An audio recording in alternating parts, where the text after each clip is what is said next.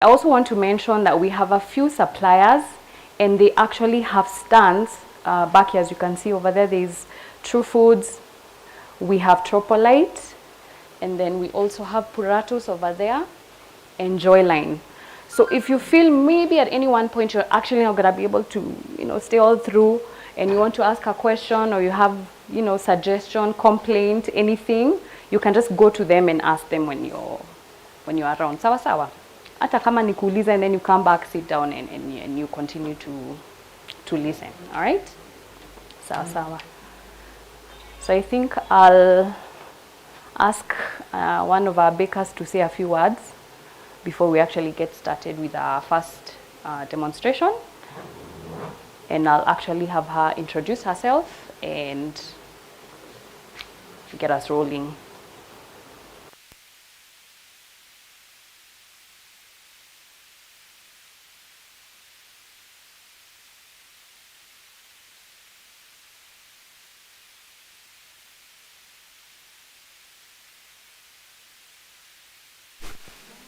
I know you haven't had breakfast like me. Si habari ya mashamba tunajua. To be here by 9, it means you've left before you've taken everything. We are hungry. I hope kuna provision ya chai. Okay. We are home, Kisumu, and I think tradition says we normally pray before we begin any of our events. So if I could have a volunteer to pray, then I can introduce myself.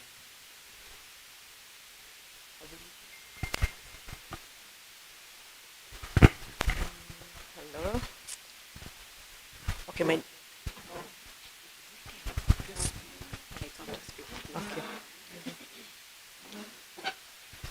Okay. Hello. Okay, my name is Evelyn Odupa. I'm going to pray. Let's pray. Father, we want to bless you. We want to magnify you for this beautiful day. I want to thank you, Lord, for each one of us, for our facilitators, oh God. And my Father, we've come here to learn. King of Kings, we want to commit this day into your able hands. My Father, may you go before us. My Father, we want to learn. Jehovah, touch each one of us, my God. And by the end of the day, we shall be careful to thank you. We commit this day into your able hands. And in Jesus' name we've prayed. Amen. So thank you so much. Is it too much to ask people to move in front so that we leave the latecomers filling the back seats kindly?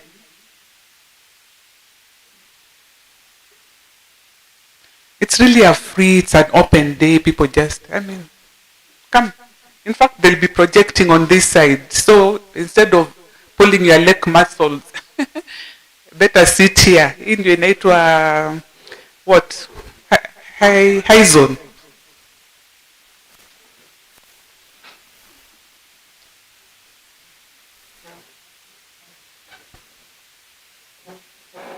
Thank you so much. So I'll introduce myself. My name is Emily Sakwa. Madete is my added name. I'm a baker. I'm a home baker. I love baking. I bake under the name Lailisa Cake House. And I'm happy to see the turnout for the Kisumu people. I'm sure we're expecting more people here. So tuliambiwa ukipatiwa chance unajipigia debe, si ndio hivyo?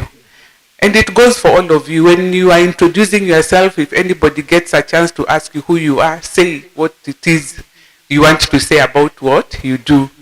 So in 2019, we had the first Kenya Baking Industry Awards, and I won 2 prizes. I was one of the 2 people who won 2 awards. So I won the Cake House of the Year, and I won the Baking Teacher of the Year for 2019.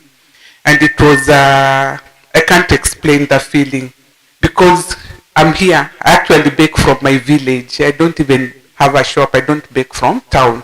So people have this feeling when you're in the big town. When you're in the big cities, that is where you can get recognition. But for me, it was just such a satisfying moment. And for me, it made me want to tell everybody, whatever you do, because we are all here as bakers, feel proud, be happy with what you do, and know you can shine from wherever you are. You don't have to be somewhere where people, I mean, like you are magnified. So today mine was to thank Topserve, who have coordinated this event, and I'm doing that on behalf of the Kisumu bakers. Most of the time, I don't know if we've had any coordination event for baking in Kisumu. Have we? There's been an exhibition, but I don't know if we've seen any coordination event. So I just want to congratulate Topserve because I feel like now bakers in Kisumu or around the western region are now getting recognition. It's always been Nairobi, Nairobi. All the big things happen in Nairobi. All the suppliers are targeting the bakers in Nairobi. And I was wondering, I mean, the baking industry in the Nyanza and Western has really matured. How many bakers are we? Do you even know? Who would want to haphazard a guest? A guess? 20? Are we 20? Kisumu, Nyanza and Western region. 30? 40? Guess. So we are many. We are so many. So we are a force to be reckoned with. Sindio hivyo? So these things should just stop happening in Nairobi. Like when you're doing the Kenya Baking Industry Awards, I was like, okay, that's Kenya Baking Industry. But why can't we have our own regional competitions? Because for me, competitions are just a chance for you to showcase yourself. When we do these things, people know they are bakers somewhere called Kisumu and, Nyanza and Western.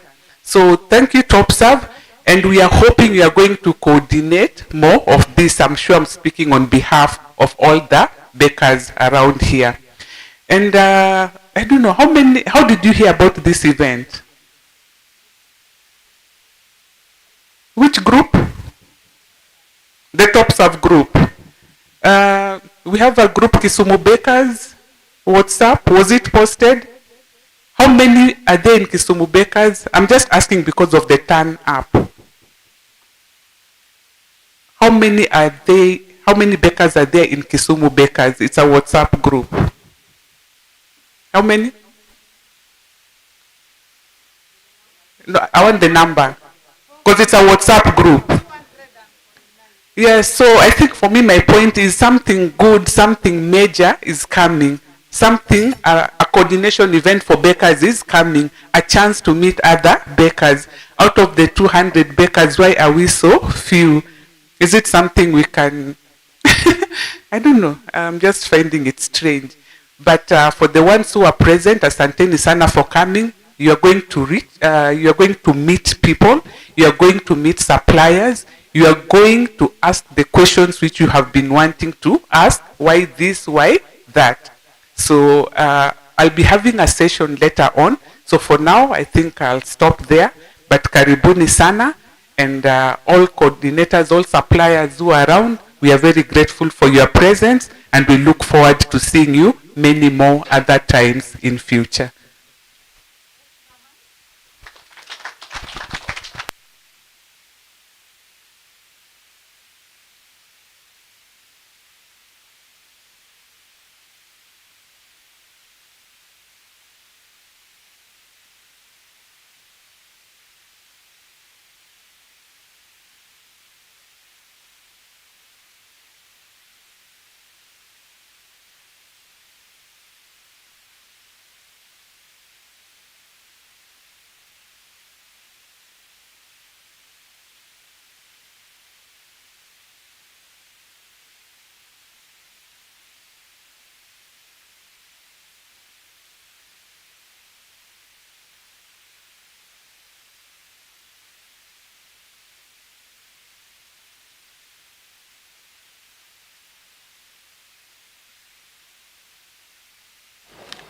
So I think before we actually start the demonstration, she can just introduce herself, what she does. Maybe she'll give us a little background on what she's about to do, and then we can get started, okay? Good morning. I'm Maureen Odera of Modesh Bakers. I know most of you might have come across this face or even the name. I'm a trainer. I train those who are interested in baking. I've trained quite a number here.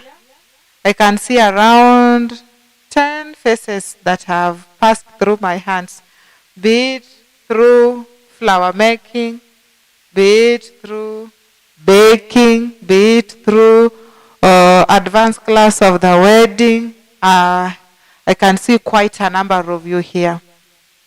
Modesh Bakers is located at Manyata Estate, around Manyata, near Manyata Primary School. Actually, I want to take this opportunity to thank all the bakers, most of the Kisumu bakers, who made my day successful. On Saturday, I said, yes, I do. And most of you are present. I'm so much happy. So, somebody was asking me, are you on a honeymoon? Ndio honeymoon yangu. Economy imekuwa mbaya. So, what I'm going to take you through is how to do fondant, how to do gum paste, and how to do edible flowers. As you can see here, these are the edible flowers we are going to talk about. This is just an example of a peony flower. Most of you, I think, knows about it. And this is an example of a rose flower. The way you can see, just an example of a rose flower. I'll take you through on how to do them. And then these are the final products of the fondant itself.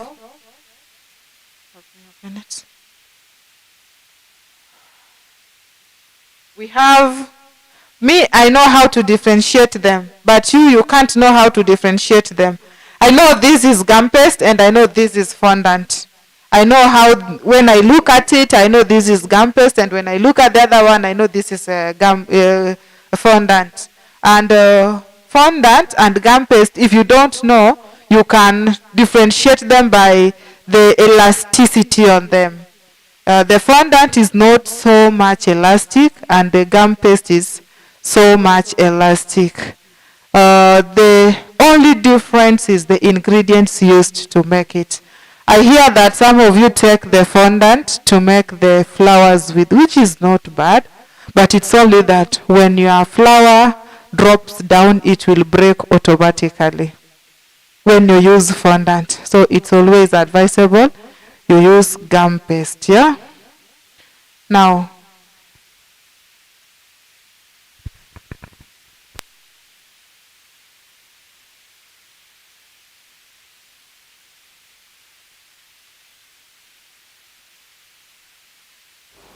as she prepares herself, I actually wanted to comment on something for bakers.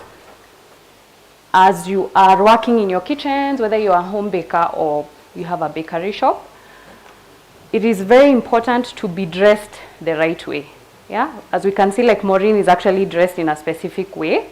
So you need to make sure you either have an apron or you have a chef coat. And then you need to make sure you cover your head, right? To make sure hair doesn't actually get into your, whatever it is you're making. And Topserve actually sell these hair nets. I'm sure most of us have seen them, but just in case you have not, this is how you open it up. Alafu unavaa kwa kichwa and you cover your hair completely. Sawa. If you need to, if you have very big hairstyles, you put two of them, right? One in the front, one in the back.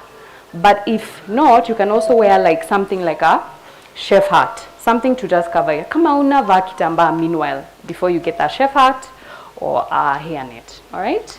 Then when you're dealing with, especially when you're dealing with like a complete product, maybe I want to decorate and pack for my client, you need to make sure you wear food gloves, and I believe Topserve sell them. There's these white ones and also the blue food gloves as well. You want to wear that so that again you keep the whole process very hygienic.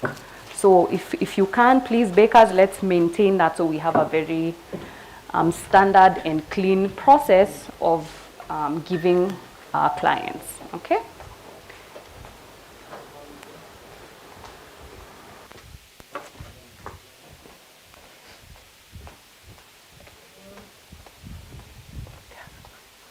But the mic is not talking. Only pick up it down there. I've never used this thing before.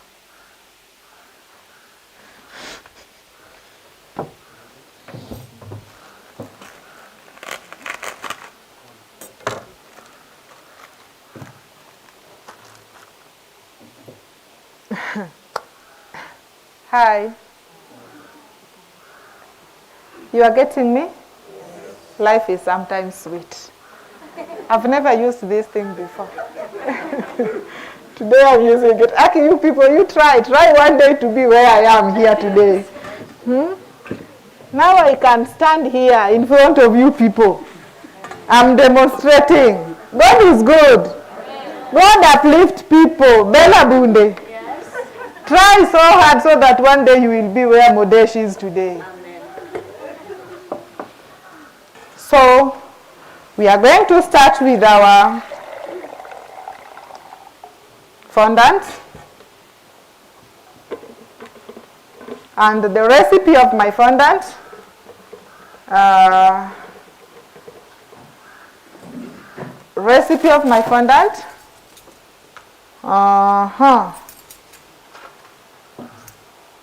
normally use double boiler method, but since we don't have the nini here, I'll use another method of preparing it. How many people knows about the double boiler method? The double boiling method. That is what most of the bakers are using. But now we don't have that double boiling thing. So we'll just use the warm water direct. So 10 tablespoons of water. 10 tablespoons of water. 2 tablespoons gelatin. 10 tablespoons water. 2 tablespoons. Fondant. Okay, I'm faster. Okay, poleni. 10 tablespoons of water.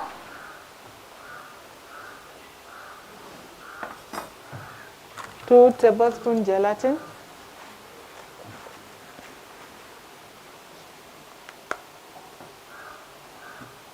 2 tablespoons gelatin. 2 tablespoons glucose syrup. 2 tablespoons glucose syrup. 2 tablespoons glycerol. A half a teaspoon CMC. A half a teaspoon CMC.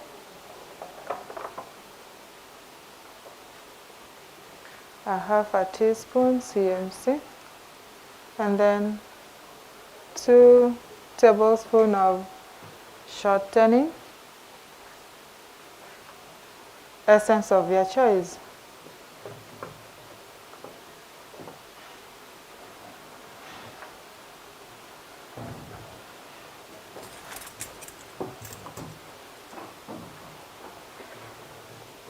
Procedure. Icing sugar is 1,000 grams. Sorry for that. Procedure. Now procedure, I'll do as you write for us to save time, yeah? So I weigh my 10.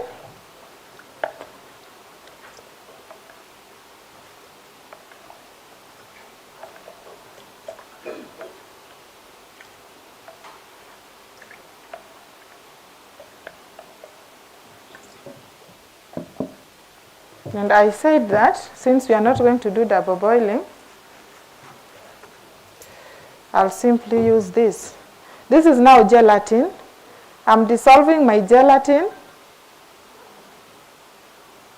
into this warm water.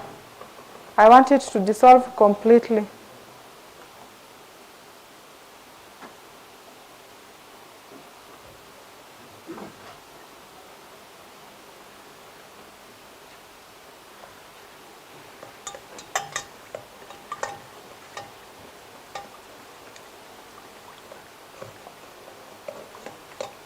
I normally use double boiling method, but when you go to Rome, do what they are doing.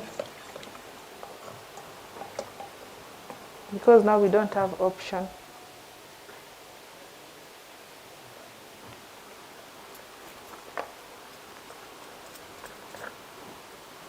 I said 2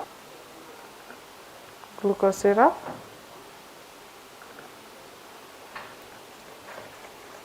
Then dissolve it.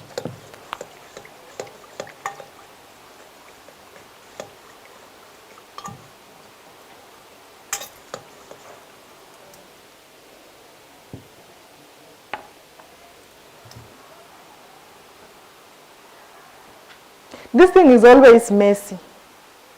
Huh? So me, when they talk of 2, I always scoop once. Because kazi yake ni ngumu. So this one is 2. I won't scoop again.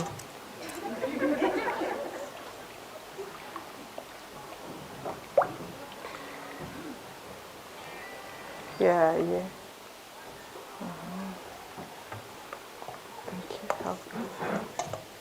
Thank you. Now, me Lucas, one day you be like, me see, we'll see who is helping now, Almasi. No, Amari. Amari of all the people. Now anafanya kazi yangu.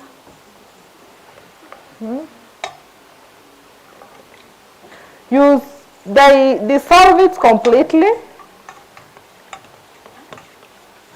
What is it? Okay.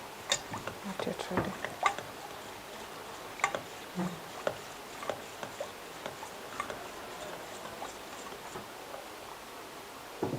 And when all these things are tukiitwa pahali Kisumu people, please let's respond. Ona tu wenye watamiss kuona almasi. Wangapi watamiss kuona almasi leo? Wengi sana. Mnasikianga tu yule mwenye anachonga watermelon, nanasi.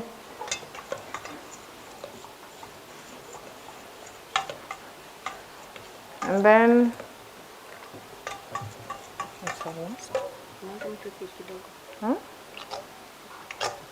ikoje? This is my shortening. And my shortening won't come out, so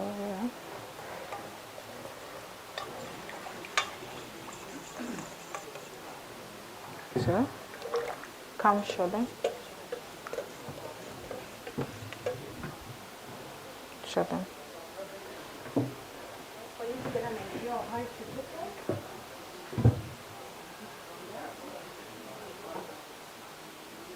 Everything is mixed. But since we are using that method, you know, oil normally dissolves when it is being heated. Cynthia, now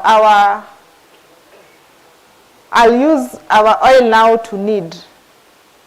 I'll use it during kneading now. Now, from here, you should add this is our icing sugar. It should be sieved. But Zesta is doing a wonderful job. The icing sugar nowadays will improve. It is fine. But you should not assume that it is fine.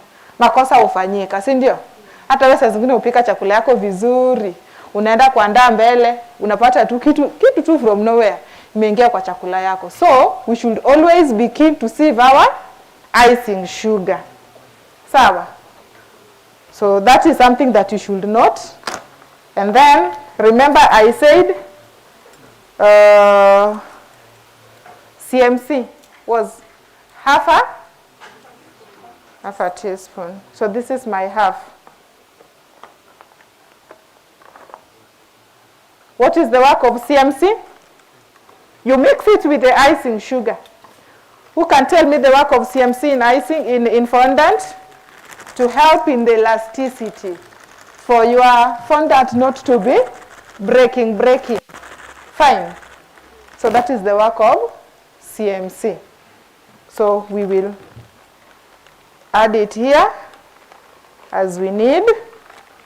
We first of all mix it.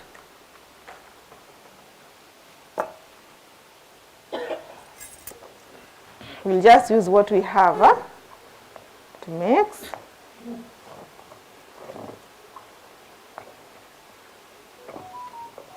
Remember, this is 500 grams, and our icing sugar is 1,000.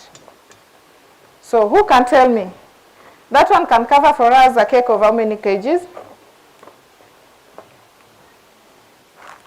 It can cover for us a cake of how many kgs?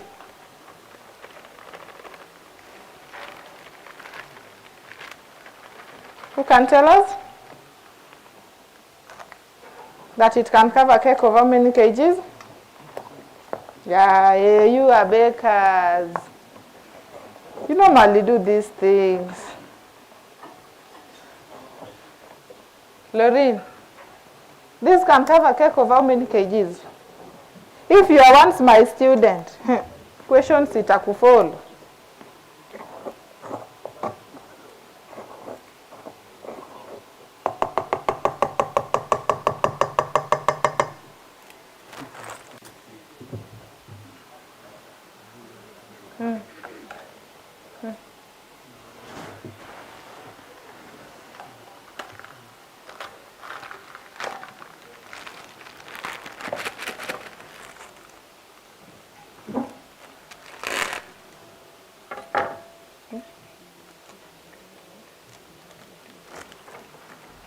Okay.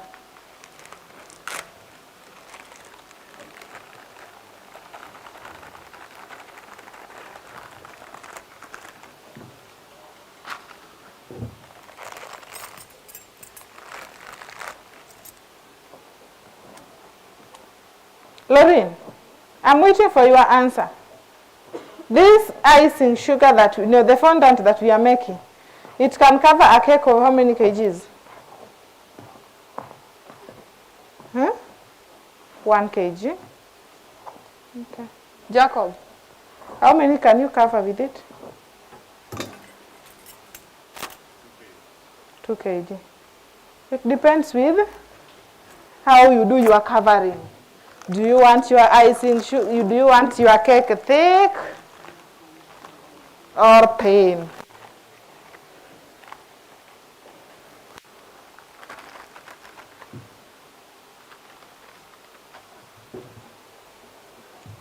At times, weather behaves with fondant. I don't know whether how many of you have seen that. At times, weather behaves with fondant. Like here seems to be hot. And when it is hot, you will add icing like something else. For that reason, Amar, help me with another icing sugar.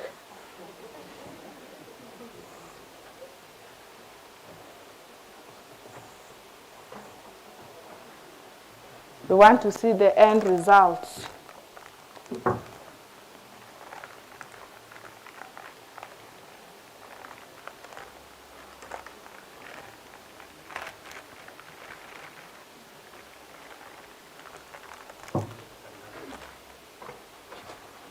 Open it for me, please.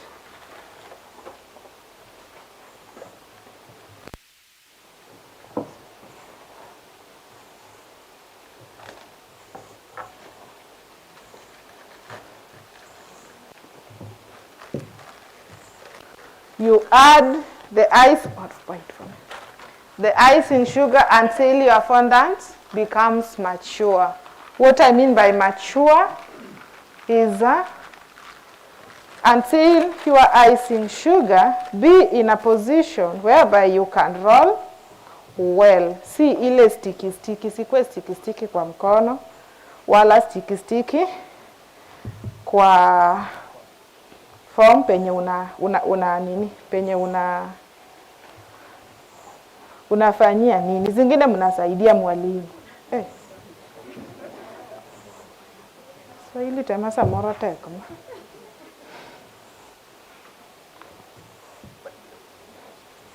Remember, Modesh Bakers is located in Manyata Estate. Those who want to visit me, please feel most welcome.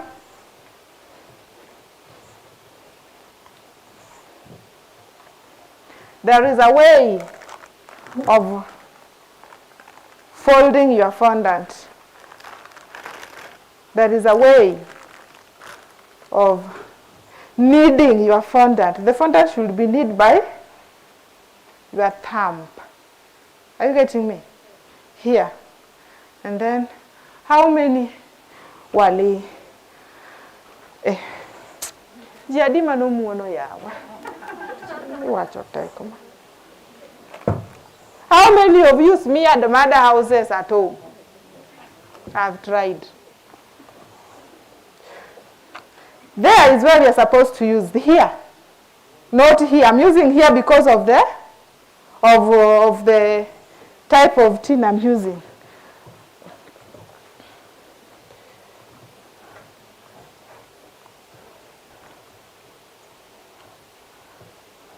Zesta, I love it.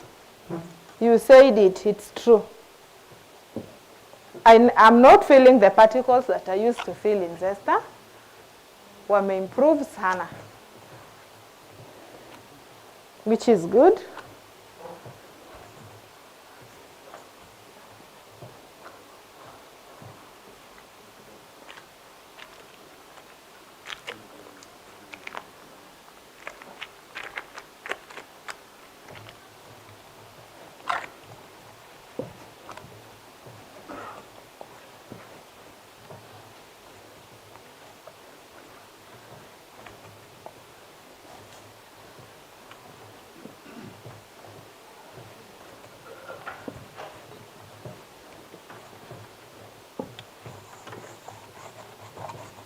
Now, I want us to go hand in hand with flour paste. What I'm doing with the flour paste isn't hard to make. The only thing that there are some ingredients that we omit from fondant, and there are some ingredients that we add on flour paste. Like for example, my flour paste recipe has egg white, and my fondant doesn't have egg white. Why? Now, why should you add egg white on your flour paste and not on fondant? Remember, when I'm asking you a question, I'm preparing you to be here one day. So don't look at me lugubriously.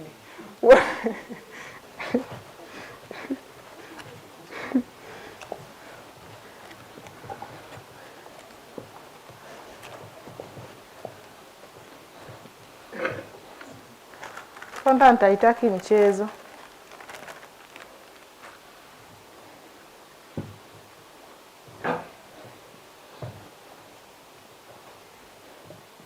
The difference between fondant and flour paste, most of the ingredients are being measured using teaspoon on flour paste. Are you getting me? And this one, most of the ingredients measured using tablespoon. Two different things.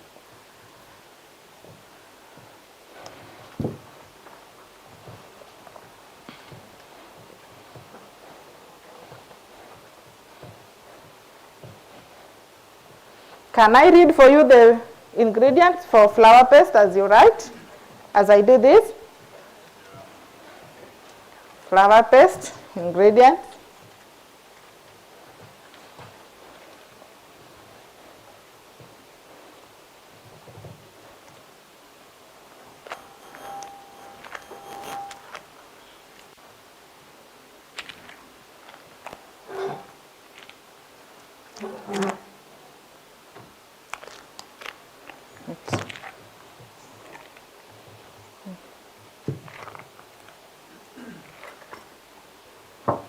One is when I'm feeling that I'm doing something.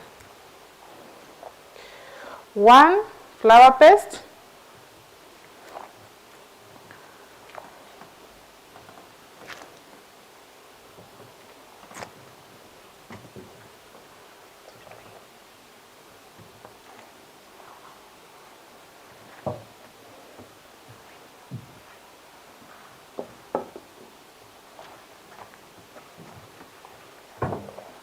nisaidie tu hiyo bado.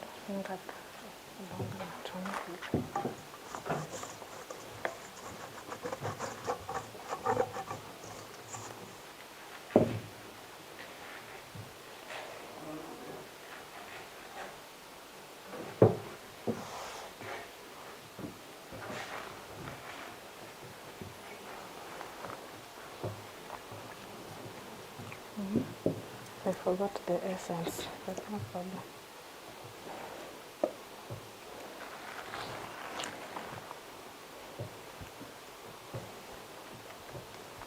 Oh, I was doing something. Nikasahau. Recipe for flour paste. Ingredients.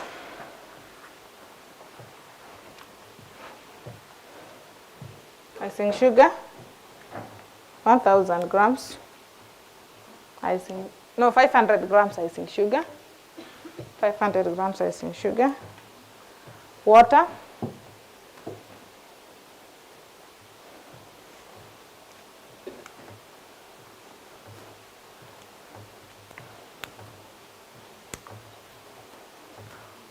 Water, 10 tablespoons. Gimachielo cha. Nini? Tea. Yes, your tea.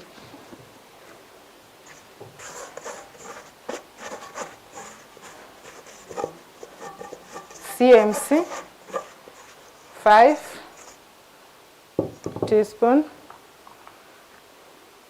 It has a lot of CMC in it.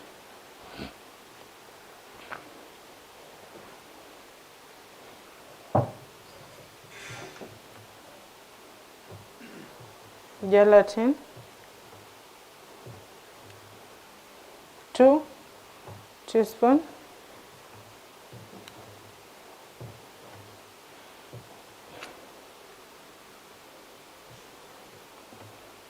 It doesn't have glycerol.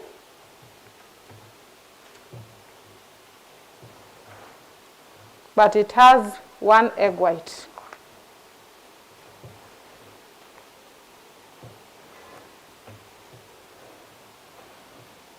Those are the only ingredients with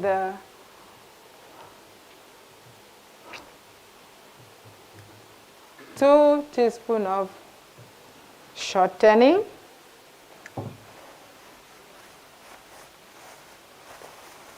Sawa. Procedure. The work of the shortening is only for you to rub into your hands so that this thing cannot be sticky. And it also helps in the smoothening of your fondant, be it fondant or flour paste.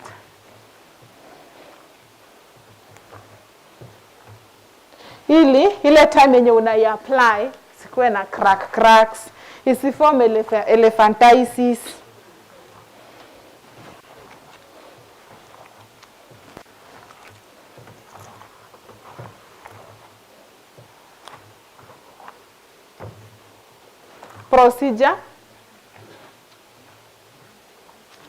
Procedure.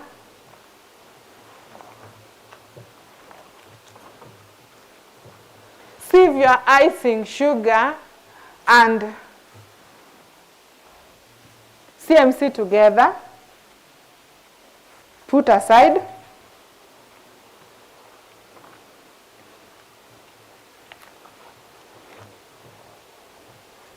Sieve your icing sugar and CMC together. Put aside.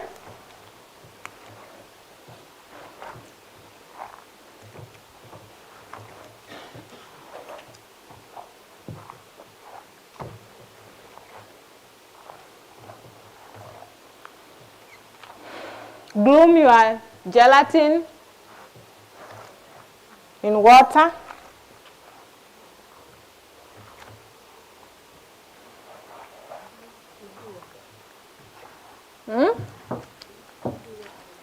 Wade no en ga bloom koso gloom. Mano ming'eyo no weka.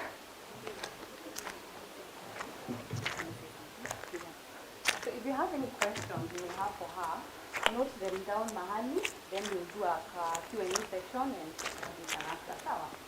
Unaandika ni msahau. Now you can look at my fondant. That is how it comes out.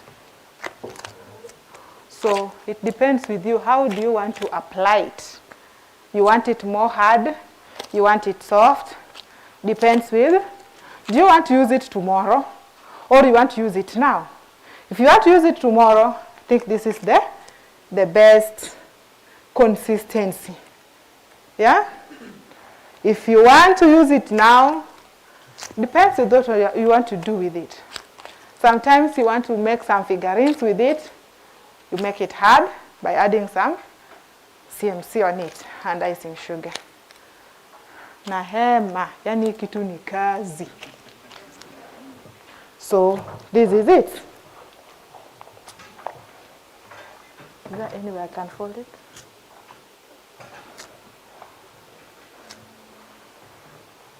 Clean? Do you have a clean?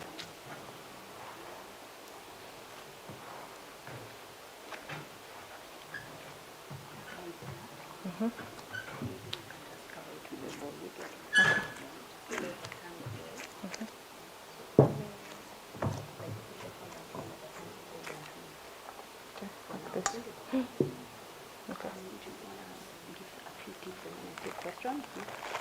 They can just ask me a question if they have. Let me take questions now, so she can answer before she goes to our next topic. Anyone have a question? I saw a hand somewhere. What's the question? If you don't have a question, I'll question myself. Okay, my name is Jacob Ochieng. I'm asking about the CMC. What is it in full? Ipenjo. When I joined the baking industry, I found it being called CMC. I'm calling it CMC. Now, it's a good question. Let the big brothers to help us. The full name of CMC.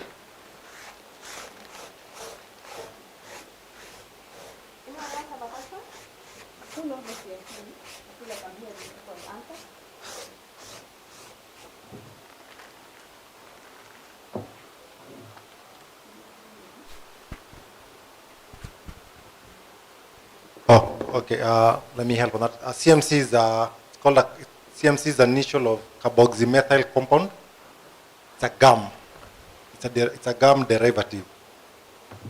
Carboxymethyl compound. It's a compound that's a gum derivative.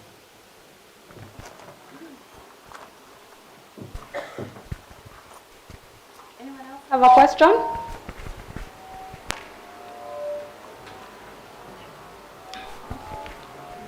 Okay, my name is Filgona. Please, have we used this glycerin? Yes, we did. When I did. Yeah. How many saw me using it? I did.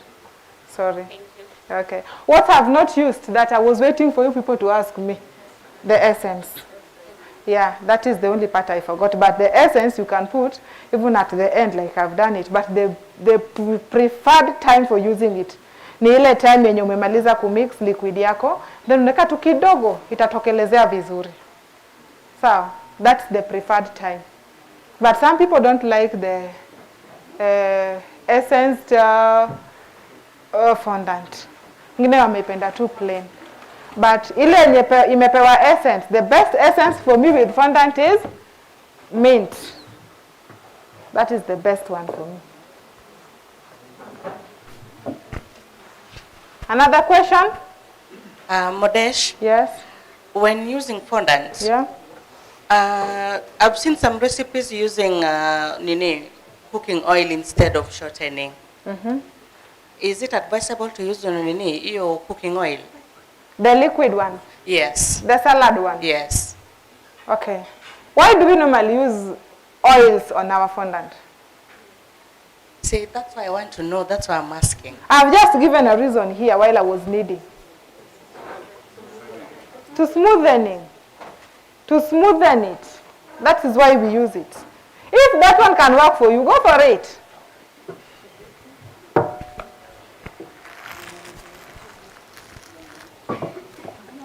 Any other question? Now, the question is not there. I said earlier, I've given you the recipe for flour paste, is it? Now, we are not going to do the flour paste since we don't have eggs here. But this is the procedure, write it down. We've reached somewhere. I was giving out procedure, we've reached somewhere. Bloom the gelatin into water, sindio? Then put under double boil. There must be a glycerol there. Not glycerol, but glucose syrup. 2 tablespoons of glucose syrup. So take the gloomed gelatin, add glucose syrup, and then put under boiling water, or the so-called double boiler. I'm confusing somebody? Put on top of a double boiler. See, you had gloomed your gelatin on water, sindio? Alafu tunachukua ile glucose syrup tunaekelea. And then we put it on top of a double boiler. Put it on top of a double boiler. And then add 1 teaspoon of shortening. Add 1 teaspoon of shortening. And then leave it there until it liquidizes. Hey, the best English ever. Until it becomes liquid. Then, are you there? Is somebody getting confused? Remove it from the double boiler. Leave it to cool. Leave it to cool. Then add your egg white. Only egg white. Why do we cool it before adding the egg white? So that our egg doesn't. Remember this one, please. I urge you not to forget the essence part of it. Add a drop of essence so that it can kill hiyo harufu ya mayai. Sawa? Ili uwe hiyo harufu ya mayai. And then take it, the liquid part of it, pour inside the icing sugar. Then start mixing pole pole as you need until you reach the final part. Help me with that one, this one. Your final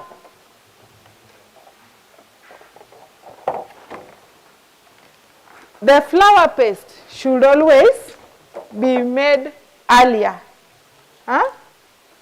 Ili uyache immature. This is my flour paste. I want you to take it round for them to touch.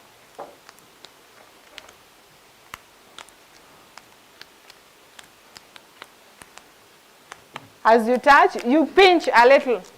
Na unavuruta, ufeel. The flour paste should be left overnight for it to mature. Ndio the following day ukitumia stick kwa mkono. Yeah. It's mine, not yours. Fun.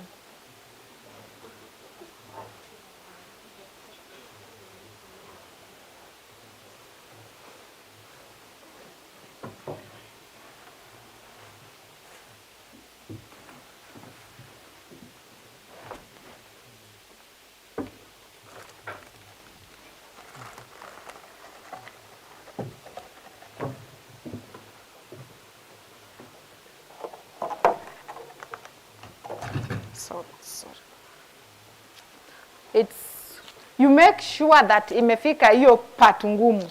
Ndio utapata venye unairoll vizuri ndio utapata hizo shapes zenye unataka kukata.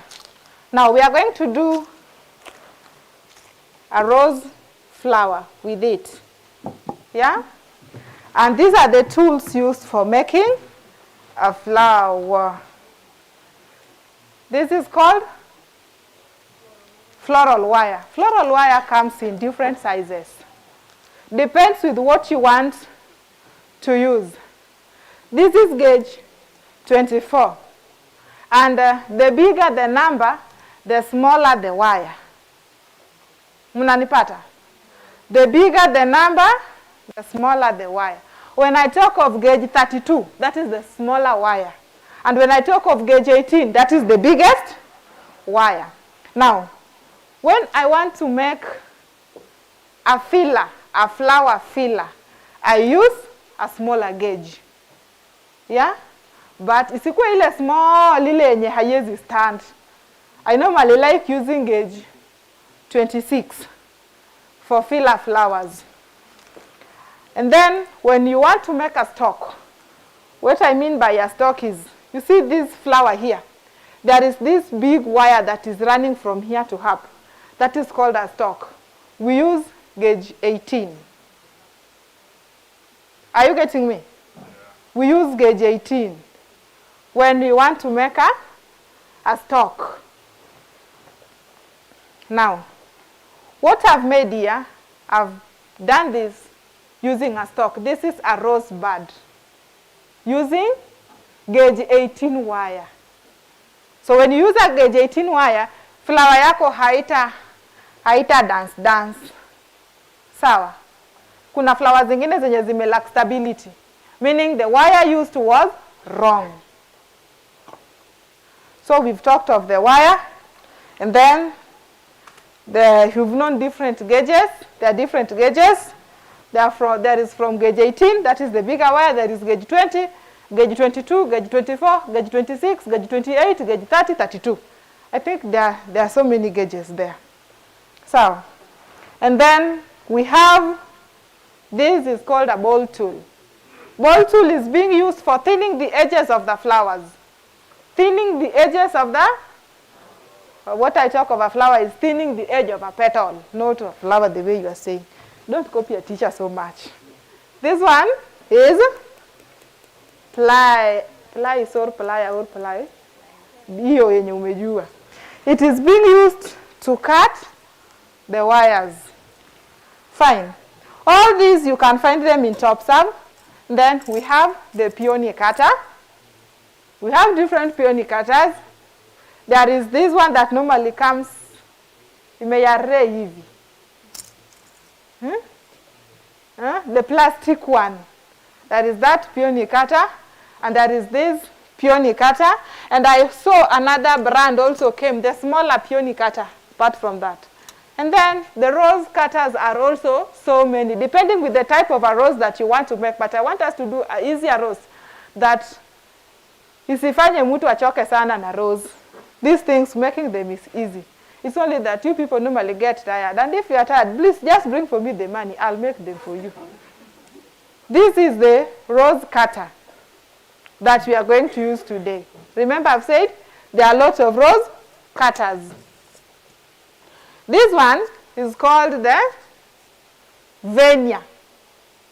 I normally call it the universal venia because most of the flowers I can vein with it and I get what I want. What do we mean by venia? Ukiona hata the flowers outside there, utapata ziko na vitu zenye zinakaa veins hivi. Those things normally make those flowers look real. Yeah? So we are trying to put that design on our flowers here so that we can get, if you look at this, you see those lines? There are some lines on the petals. Show them around. These small lines. Those are what we call the veining. We've veined with it, mpaka the veining part of it may come out. So, and this one here is called foam pad. We will use foam pad. It will help us during the thinning of the edges of our petals. And then we have the brush, of course. When you want to join your petals, we will use it. It will help us. Then we have the stamens. We have different stamens. Topserve, please have a look. We have different ways Topserve. Where's Topserve? I want to see the face. We have different stamens. So work on this too. So there is this and there is this one too. Fine. So then I think you've seen how the stamens are being used. Stamens are not edible. And I advise you, when you go to the weddings with your beautiful flowers, don't leave them. Carry your flower and go back with it. With them, watoto wataribu tu hawajui. And then, hii imeharibika tu. It's called floral tape. It is the best. But actually, I was fighting with Jenga, telling Jenga, I don't like the floral wire that you people at Topserve are selling for us. And then she convinced me that that floral wire is the best. I had to admit, and of course, it is the best. The gumming in it, inashika. Imeshinda ile refu, ile nono. Ile nono haishiki sana, but hii, ukigam nayo vizuri, inashika vizuri. So those are the... Yagigiko kingiyo gojo wadu. So, those are what we are going to use for our flower making. Anything that you people want to ask me? I forgot about this. This is the flower roller. If I ask you to buy a flower roller when you're coming to my class, this is what I want. This is the flower rolling pin. Not the normal rolling pin, ile kubwa yenye tunayo. Ile ni fondant. But why do we use this as compared to the other one? This one will give you a thinner result. And the other one, it will just give you a normal result. You won't find the thinner, you know the petals should be very thin. Should be paper-like weight. Hapa na wacho gimoro. So, that's why we prefer using this cutter, this roller, as compared to the normal roller. Any quiz from there?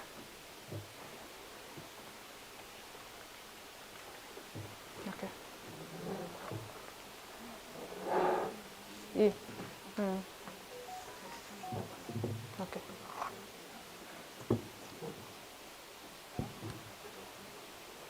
So, I'm going to roll.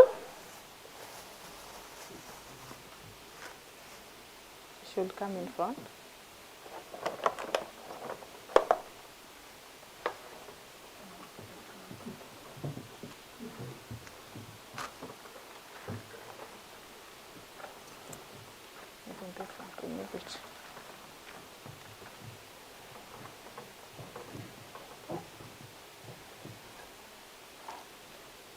I did the flower bud earlier. Making a flower bud isn't that hard. You only, the reason as to why I did the flower bud earlier, you should do it like that so that when you are working on your rose, it doesn't come out.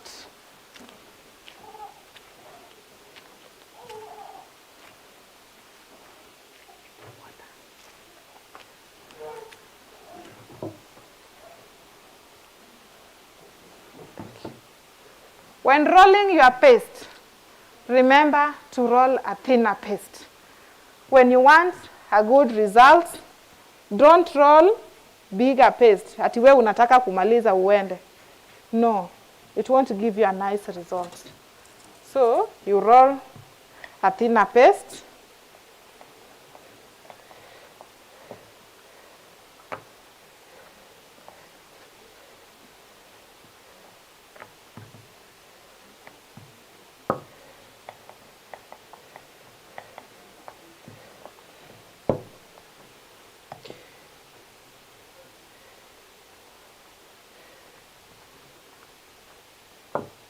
The flower paste doesn't break so easily. Remember I said you get a thinner paste. So this one, will depend with the cutter that you want to use.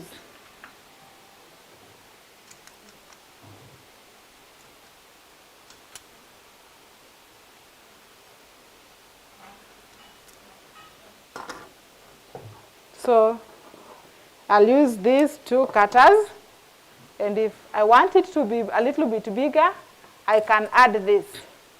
Now this one I'll cut 2 times. This one I'll also cut 2 times. This will depend with how big you want your flower to look like. If you want a smaller rose, if you want a bigger rose, you will only continue adding the petals. So, am I speaking? Okay. I was told that when you want to feel that there is audience, they should respond, is when you feel good.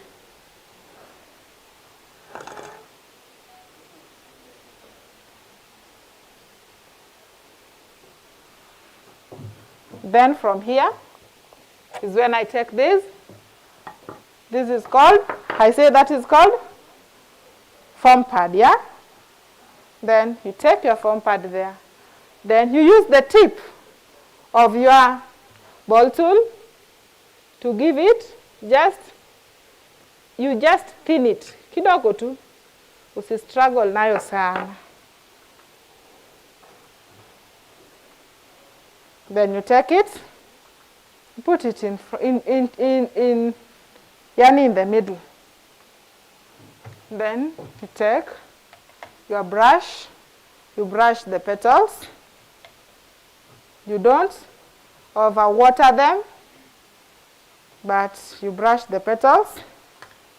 Then you make sure that you funika the inner bud. Are you getting me?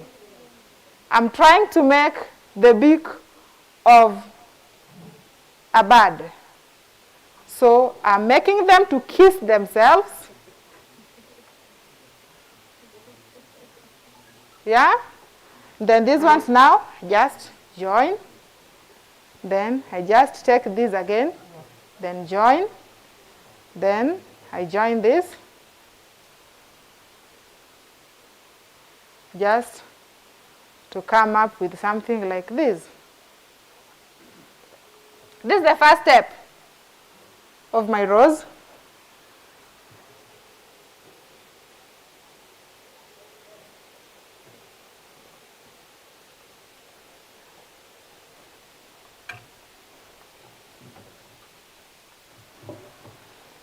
I forgot to tell you that there is something called flower rack.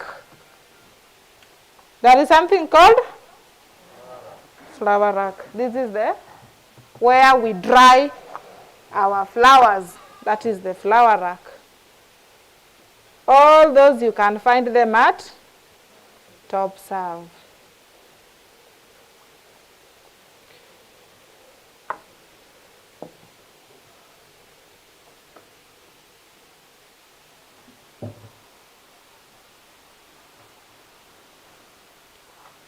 Now, the first one is what had the formulas on how it's supposed to be placed. But the second one, it doesn't have the formula.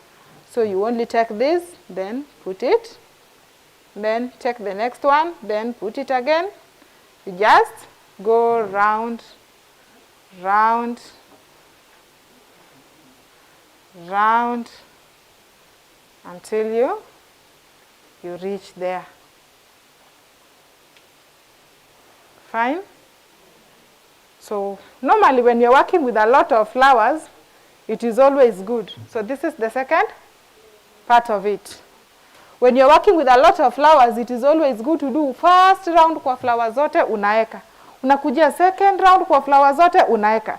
As you do that, it gives them time to kauka kidogo. So that ukieka the second, the third and the fourth round, it doesn't haijikunji. Sawa.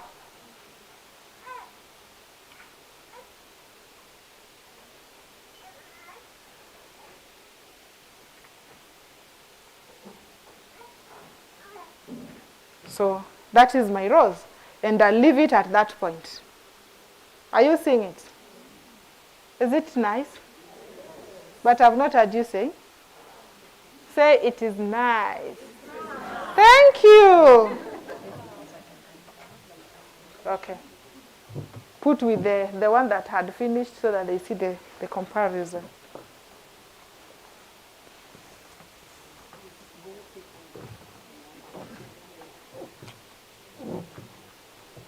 The last flour I'm making is the peony one.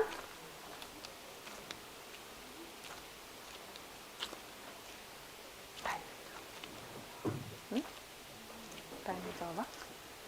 Okay. The last flour is peony, and I'm just going to tell you how to go about it. Fine? Peony is not hard. These are the cutters. You only roll your paste the way I had rolled for roses. And then after rolling, remember we have here different cutters of different sizes. This is number 1, number 2, number 3. Yeah? And they're supposed to be number 4. I think the fourth one is now. So when you want your flour to be big, it will force you to cut so many petals. Like the ones I've done here. I've done these 3 pieces plus these 4 pieces to come up with this peony. But when I want a bigger bouquet, when I want a bigger peony, cut this one 3 pieces. This number 1, 3 pieces. Number 2, 4 pieces. Number 3, 5 pieces. Are you getting me? 3, 4, 5. How many petals will be there? 3 plus 4? 7 plus 5?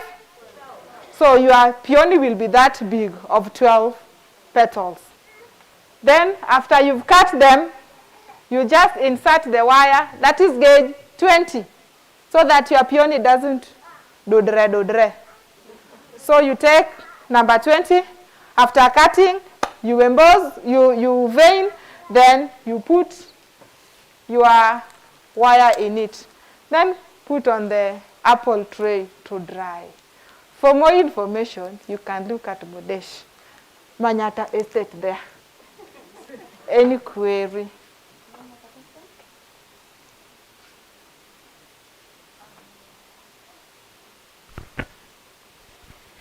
So are you using glue or water?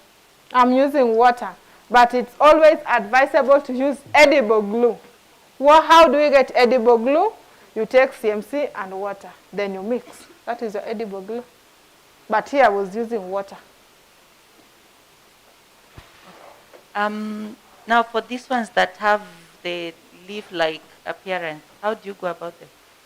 The leaf, I only take the paste, then give it the greener food color. Then I cut. After cutting, you emboss with the leaf veneer available at Topserve.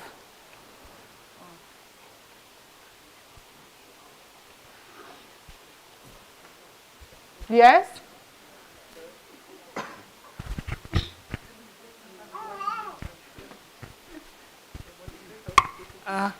Modesh, can you show us how to put the stamens, please? The stamens. Okay, any other question again? Time is out. Any other question again?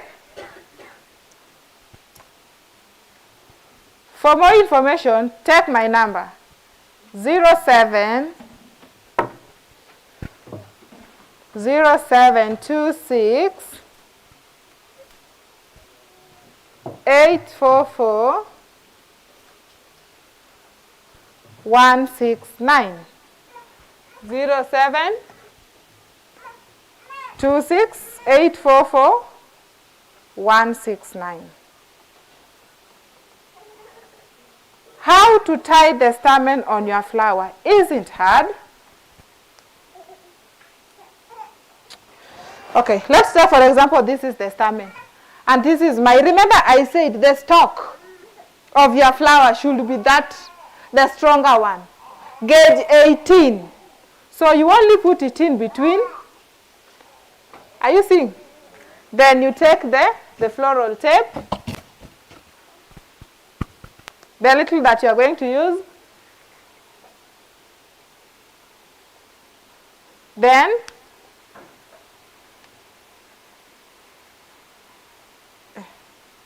you simply tie. Simply go around with it until ishike. Ikishashika, unaanza kuweka the petals. Remember, your petals should dry overnight. If you put them direct, zita dance na zitashika. Sawa. For more information, you have my number. Anybody else that has a question? So to attach the petals, I've seen you put the wire inside. Yeah. Then now you tie it with that the floral tape. Yeah. Yeah. To the rest of the flower. Exactly. Yeah. Is that the same for the other petals? Yes. This is now what you are going to use while attaching the petals on it. Yes. Over? No query? Thank you.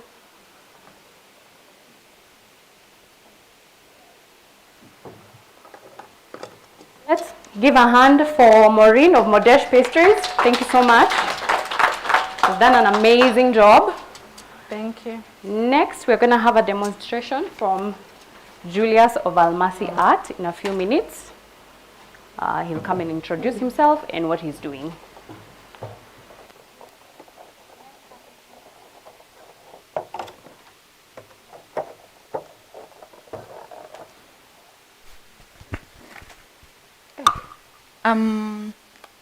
When you're charging for the work you have done, do you charge per flower? Okay, what's advisable? I give 7 types of flowers. In fact, there are 4 types of flowers plus 3 fillers at 7,500. There is something called filler flower. So I give 3 types of fillers plus 4 types of flowers at 7,500.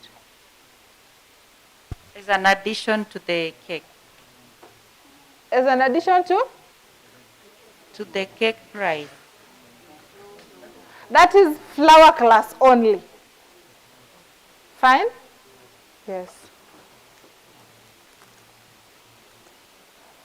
And you will never come back to me that, Maureen, I have a wedding, please do for me flowers. If you come, I'll charge you high on flowers. 1 peony flower now goes at 350. Remember, you have 10 side cakes and you want peony flowers zote. Hiyo pesa yako si ungekuja nikufundishe nayo. Alafu kwa ukifanyia the rest.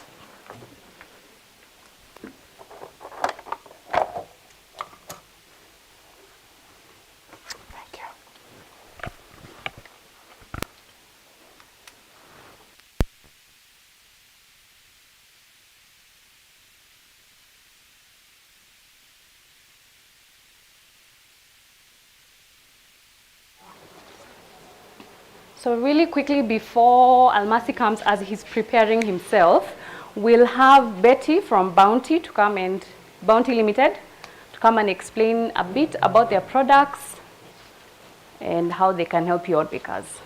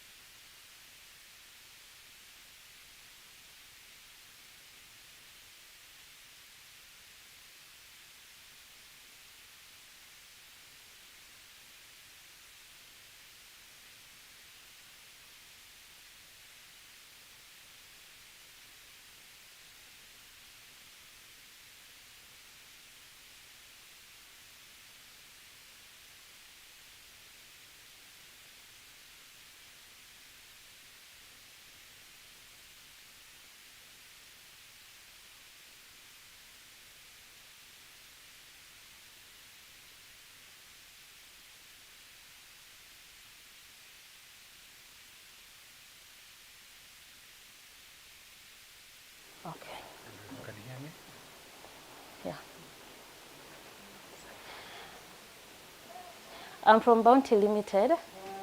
Our office is situated alongside Sabuni Road, next to Mombasa Maize Millers. Okay, Bounty Limited, we basically deal with products that has no alcohol in it. They are all non-alcoholic. We have Safari water, we have lemonade, we have Safari orange. Some are there by the display, and some are getting chilled still. We have Keror and Rendezvous. This is a sparkling juice. There's no alcohol in it. Same to Keror. There's no alcohol in it. So they're still getting chilled. Maybe after 30 minutes when I come back, we'll go around and give you a taste of it. We have different flavors. We have different colors. And I hope you'll enjoy. Okay. You have, sorry? Oh, my number. I'm still going to come back here. My number is 0759 889 574. 0759 889 574. Betty Achieng from Bounty Limited.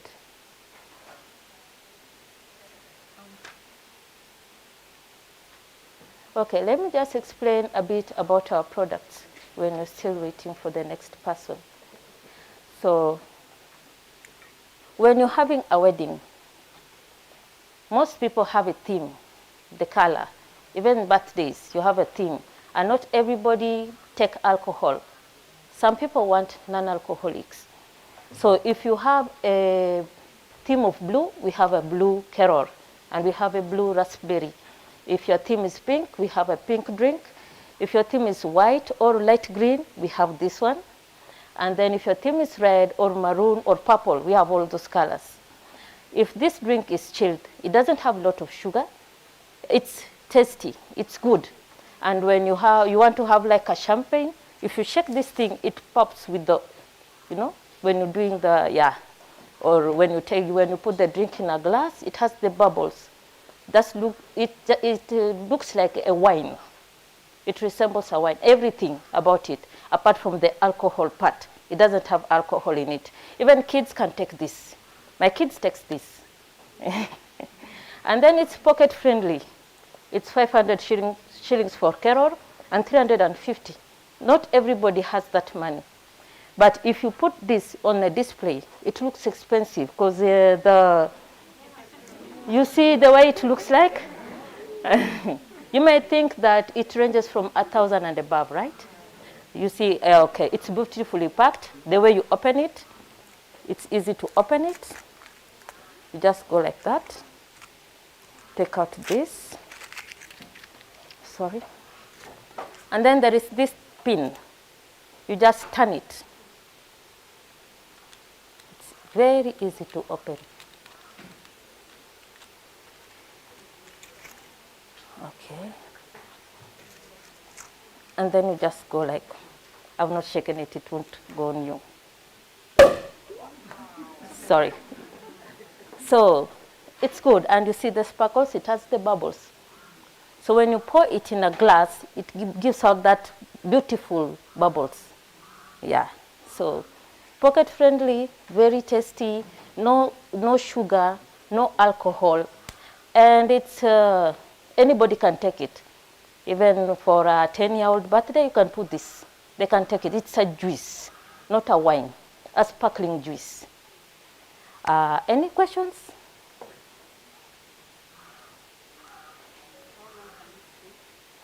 Oh, it doesn't have an expiry. It matures with age.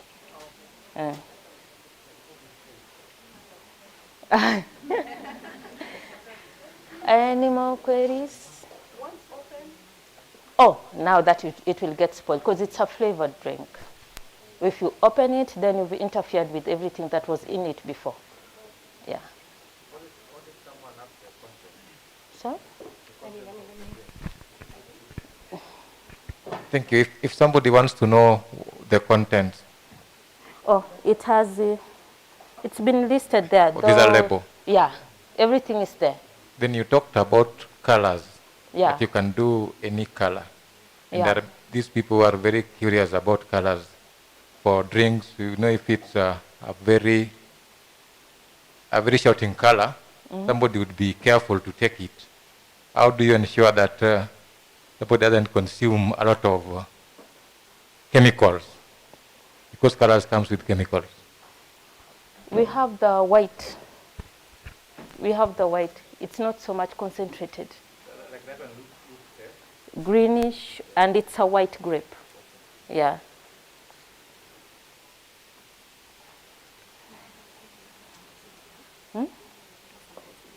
Yeah, we are going to do samples later after the drinks have been chilled, because it's good when it's chilled. When it's not chilled, you won't get the, you know. Any more queries? Sorry? Yes, they have. They have it at Topserve. I was going to ask if it's available in the supermarket. Yes, it's available in all supermarkets, and Topserve also have it. So Topserve have it at a better price? Yeah. Or is the same price as the supermarket? The same price that I've been talking about. Or do you have a special price? Is there? You're better than the supermarket. Topserve is the best. Yeah, we are actually we are running an offer on their premium brand, Kerol. Doing is a 10% discount for the month of July. So I think we are 80 shillings cheaper than the supermarket as we speak currently. Just imagine 500 shillings and then you go 80 shillings cheaper. If you are an event organizer, you can really make dough with this. Yeah. There is a rendezvous and there is Kerol. Yeah. And then there's Kerol and this is rendezvous.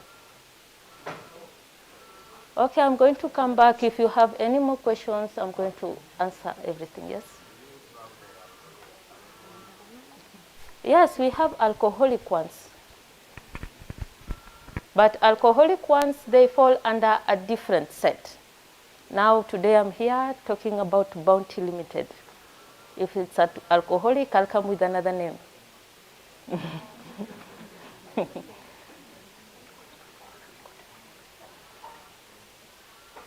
So, okay, I'm going to come back. Okay, thank you for listening to me, and I appreciate you. I thank you so much.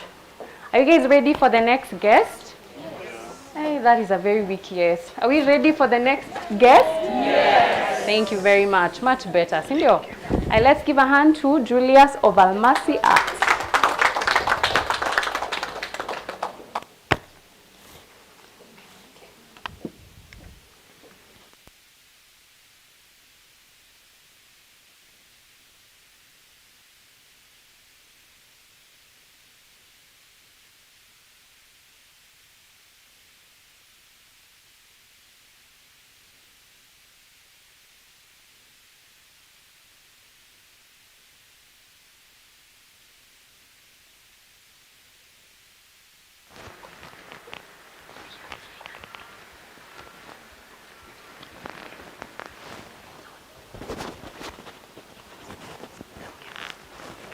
Hi, good morning.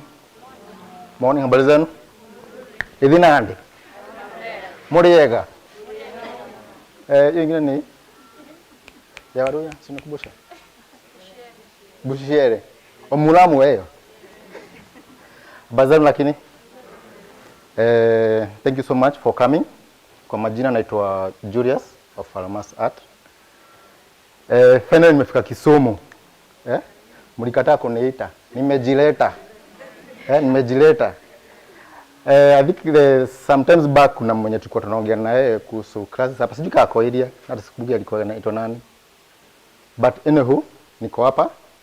Nataka nionyeshe 1 2 3 kuhusu mambo ya silicone molds, some kyodo designs, some techniques. So let us start.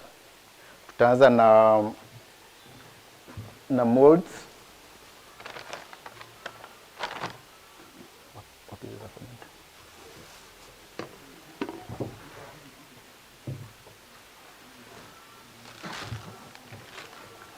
na ni mold zenye unaweza pata from Topserve. Yes. Jana nilipata chance ya kufika shop yao yenye iko tu hapa karibu, and I was so amazed venye display yao iko smart, mpaka nikaona when I grew up when I grew up in my workshop, I'll have a display of all these masks. Okay, mshaitembea hapo? Sasa imagine saa bakery yako, yani unachagua ni gani sijatumia hivi karibuni. That's when I grew up.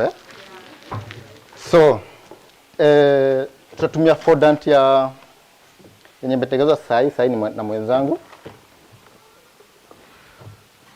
We have a flower mold, we have a tiara mold, we have a loaf mold here, we have a lafo molds, and have the one we put on the when you are doing a king clown on a cake. So these are some of the molds wako nazo. They have a lot of them. So when you're using molds, you can use either corn flour or fat ama oil. You apply on the mold vizuri ndio isikwame sawa. Na especially when you're using a fresh fondant kama hii, usitumie yenye iko very soft kwa sababu itakwama sema sawa. Unatumia kama hii ikiwa soft sana itakwama hapa ndani sawa. So what you do kama in fresh sana, unaweza ongeza ongeza either icing sugar or corn flour. Corn flour makes your fondant hard quickly. So even when you are making something like a mold, a topper, unataka dry haraka, you can add corn flour and CMC. Sawa? Sasa itafanya fondant yako ikue hard haraka. Sawa? Okay, nisikia tukiwa jina ya CMC, na I agree with Simon, na pia jina nyingine ni tangu wa gum tracker card. Gum tracker card or CMC venye saa alielezea. Sawa? So we are going to add the corn flour ndio ikue ngumu.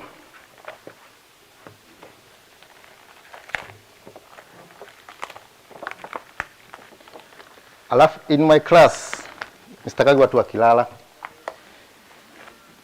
So najua kwa majina. I know you. So nikikuita unakuja hapa haraka tunafanya naye sawa.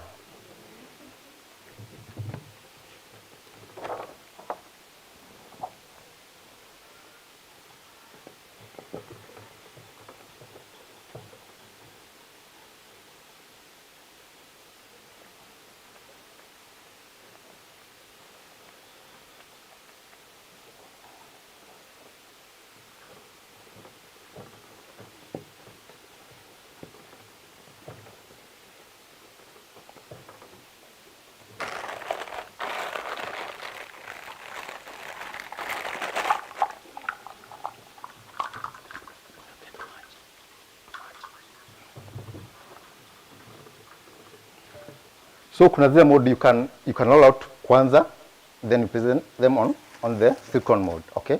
Then kuna zingine you just cut a small portion, then unakafinyilia pale, you don't have to roll, okay?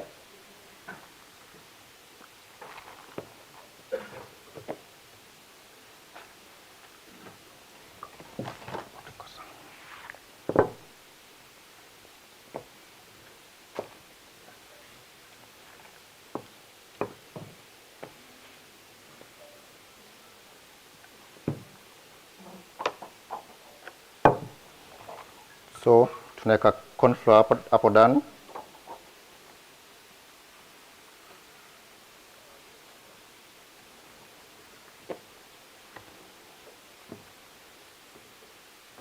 Then unalo fondant kulingana na size ya mat yako ama silicone mold yako. Sawa. Are you together?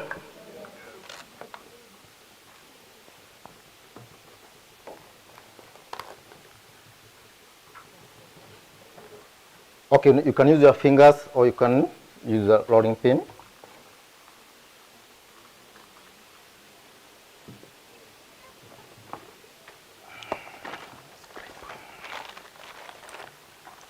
Then on silicone mode, don't use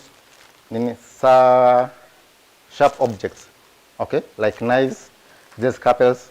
Use a plastic tool.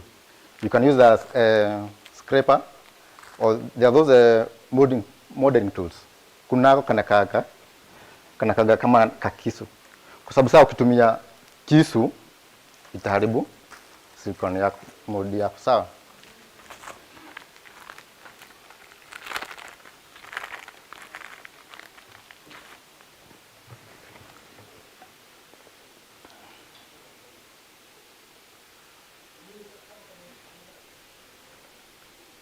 So unaenda ukifinya ukikata.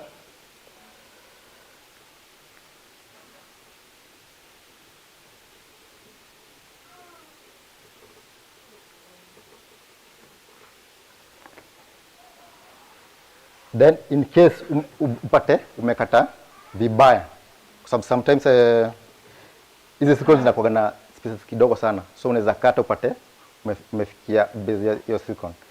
Of course you can take a small portion, then you go filling those spaces, okay.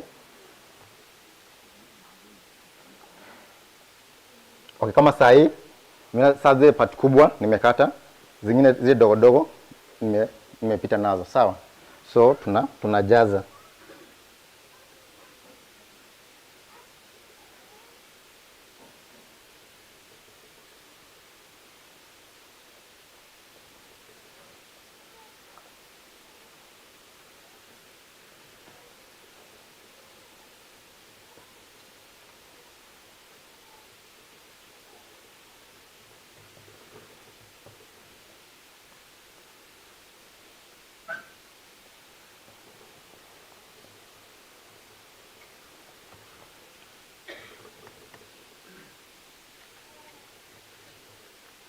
Then unakata tena sasa.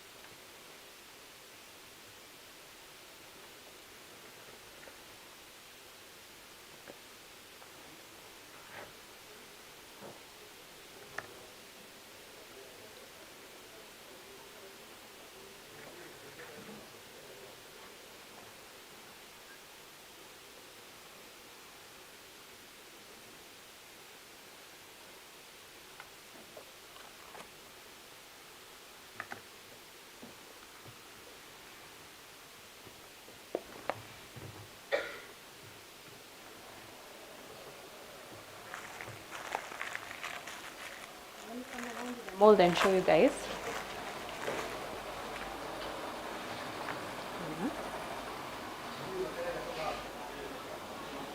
Haya, one boy child. Ita nipatie boy child first priority. Jacob Kambuan.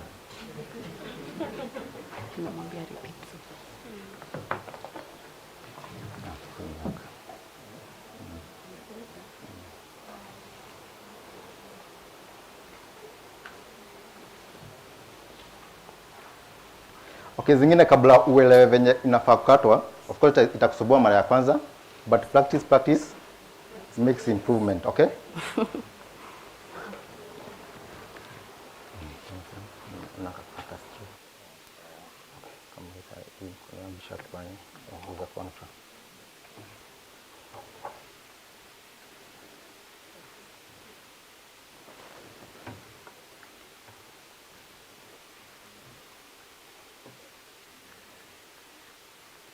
So of course wakati unafanya when you are doing this wadi ushajua na wapi unataka kuweka hiyo mold yako.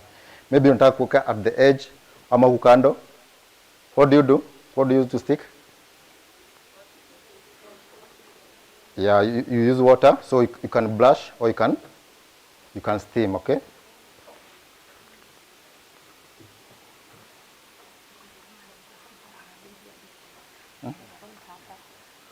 Okay, so now what you do, kama sai ni kadogo sana, so what you do, you take a small portion of fondant, ndio isikufugwe sana. Hata ikiwezekana wacha uweke yenye tu itatoshea, hata kama ukate kadogo sana. Introducing.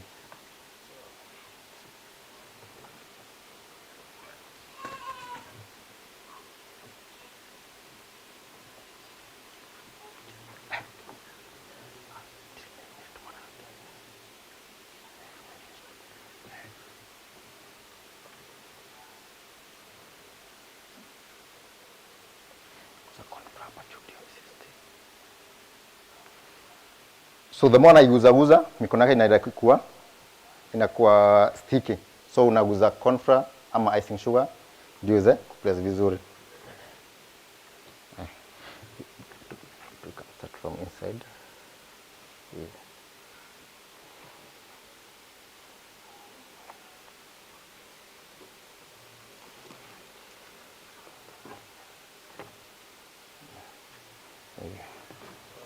So. Ingine.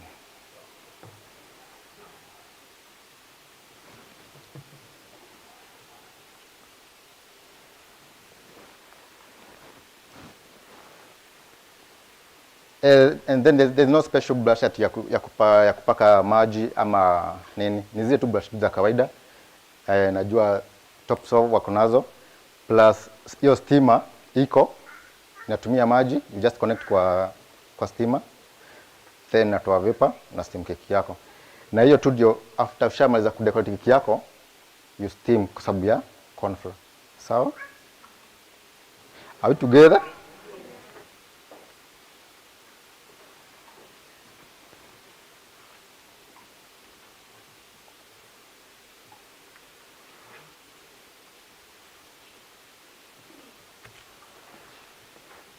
So, ikuja ni kutoa saka kwa hivyo.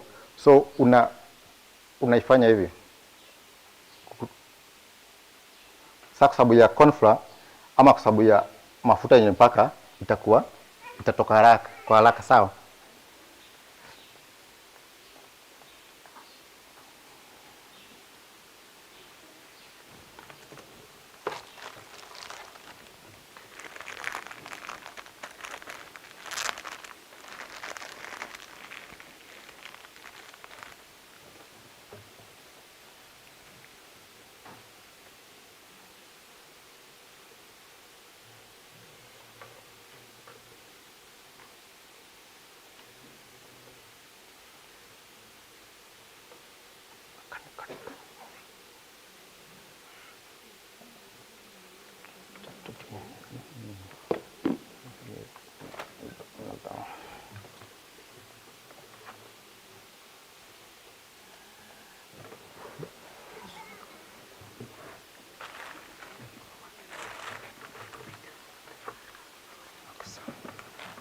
That's better.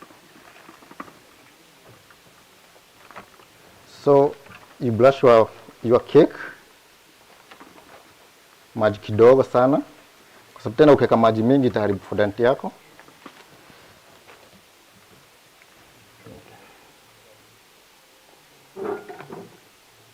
Okay. Because it's on white, let us use the food colors. We color our fondant. When it comes to food colors, there are so many types of food colors. There are powder colors, there are gel colors, and there's liquid colors. Okay? And all those you can get them from Topserve. So, when it comes to powder colors, what you do, you use vodka. I use vodka to mix my food color fondant. Why vodka? Because it evaporates faster. And then maji si lafikiwa fondant sana. So hata kama kutumia maji, natumia kidogo sana. Kwa nini utatumia maji ama vodka? Why? Tell me why. Okay. Kwa sababu utapata hizi food colors, sana powder, is a mixed or a combination of many colors yenye inakupatia a certain color. Okay? When you don't use water or vodka, when you are kneading, utapata iko na particles. Kama ni green utapata iko na yellow, iko na blue, na iko na some parts of green. But wakati umetumia maji ama vodka, it dissolves all those colors na itakuwa haraka sana kufanya nini? Dissolve kwa nini kwa fondant. So utapata hizo particles tudogo. Na tunasubuanga, si ni kweli? So. Okay, so here is a deep color. This for all. And you can have another portion here. You can use gel. Okay, gel zinaga maneno mingi kwa sababu already ziko in liquid form ama hizo in paste form. Okay? So hizi zinakuwa too easy. But sometimes unaweza jipata in a position where huna hizo gels ama paste, so you have to use powder colors.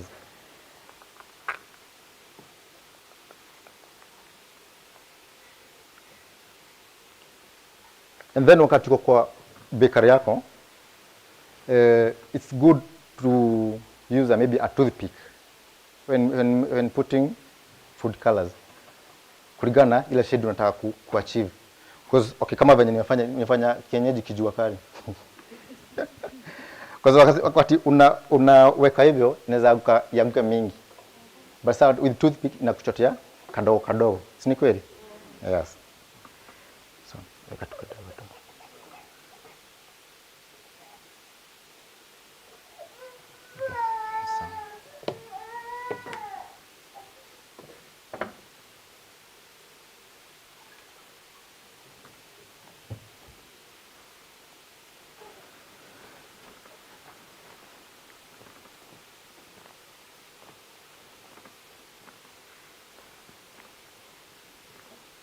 I think niko na furaha sana kufika hapa mpaka nikasahau kumwambia kwetu ni wapi.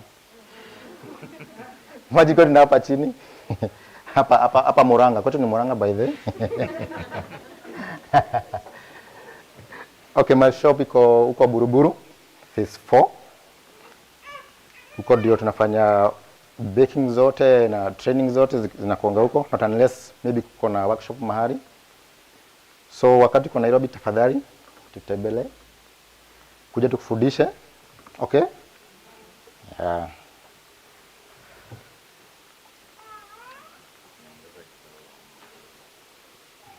Hata tengeneze yote.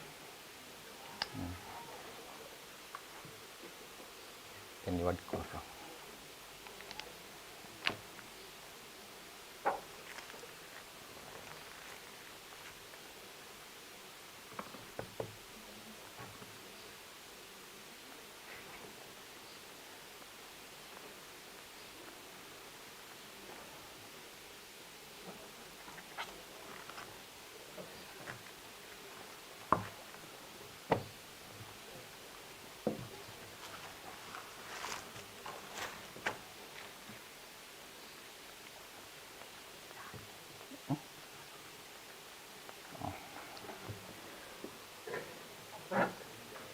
Hii kunid lazima make sure kala yote imekuwa dissolved kwa fondant.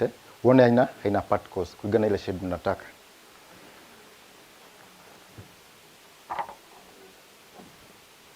Na tukasema ikiwa sticky sana, ikiwa soft sana itakusubua. Na sitaki msubuke. So you add corn flour, you add CMC if too soft.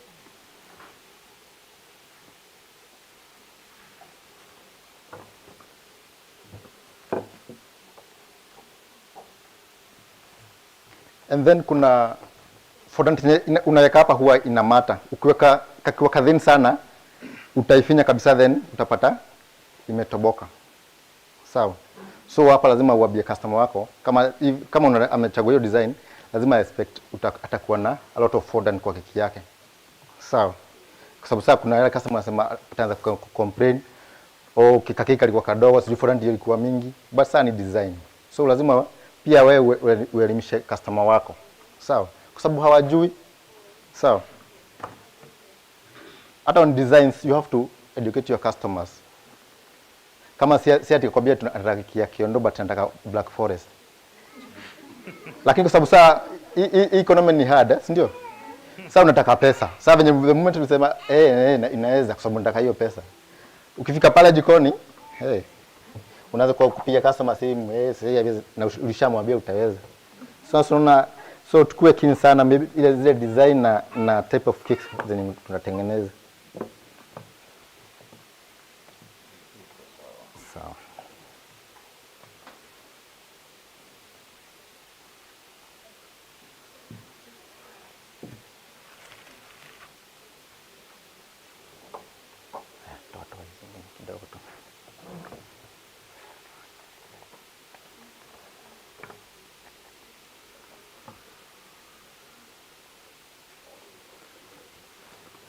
Ndio niko naambia kina Topserve wamefanya vizuri sana kwa sababu ya kuleta hizi molds. Kitambo siku zetu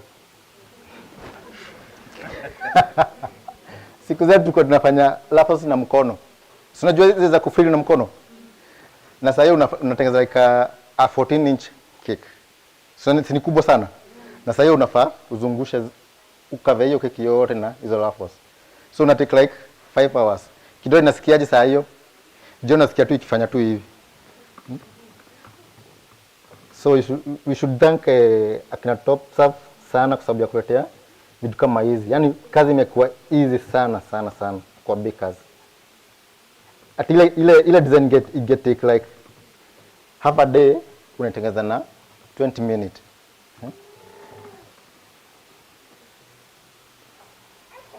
Tumia kadogo kwa sababu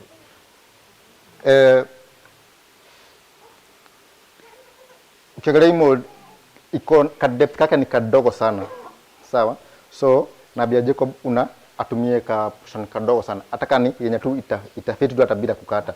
Yenye tu itafit kwa hiyo space. Ndio shida pale ukifinya, ukitoanisha, ukitoanisha. Sawa?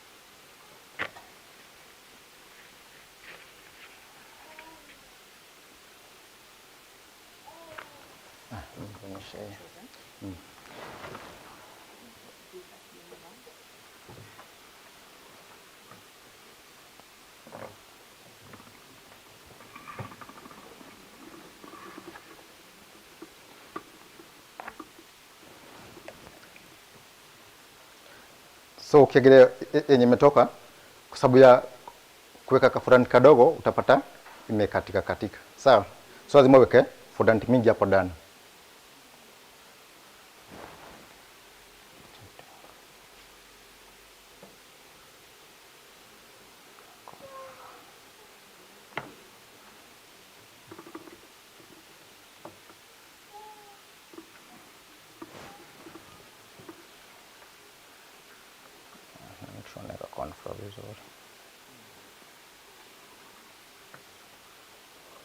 Then lazima ukuwe mvumilivu when you're using these things. Sasa tufanye haraka kwa sababu tungine ni tudogo sana. Sasa ukichukua haraka utashinda pale kwa sababu maybe unakachukua kana katika. Sawa?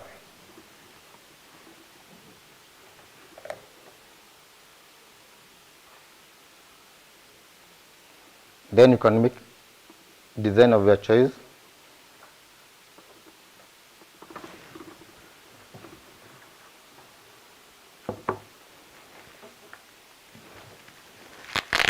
Ingine hapa ni ya tiara. Kuna customer wengine wanataka tiara zao zikuwe za fondant other than hizi zingine za nini za chuma mani. Hiyo ni material gani na kuanga? Kwa sababu si chuma. silicone ama si silicone. So kuna hii ya silicone. So pia the same case tunaweka corn flour hapa ndani ama mafuta, then unafinyia fondant pale.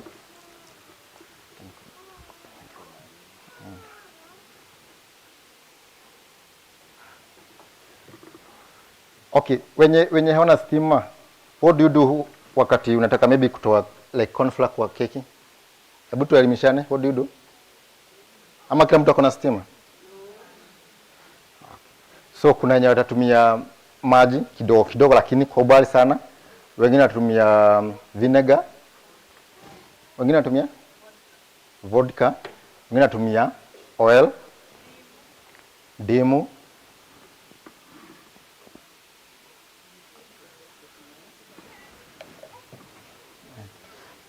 Then ukiona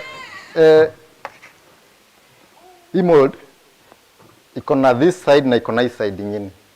Si ni kweli? So what you have to do, ukishatengeza ingine unakuja zinaingia na hapa. So hii mwisho ni the other end. So hata hii ukikuja hivi zitakuja zinaingiana. La sivyo you can cut straight. Sawa. Kwa sababu maybe sometimes utapata hii joint maybe haijatoka vizuri ama haziingiani vizuri. You can have them straight, you cut straight then uzipange. You are the designer, si ndio? Hii tu ni ya kuelekeza tu, but you are the designer. So you be creative. Okay? So wacha uzikate straight. Either zimesimama ziko hivi ama zimesimama. Sawa. Wacha tufanye ingine ya mwisho ya clown. Ya tiara, sorry.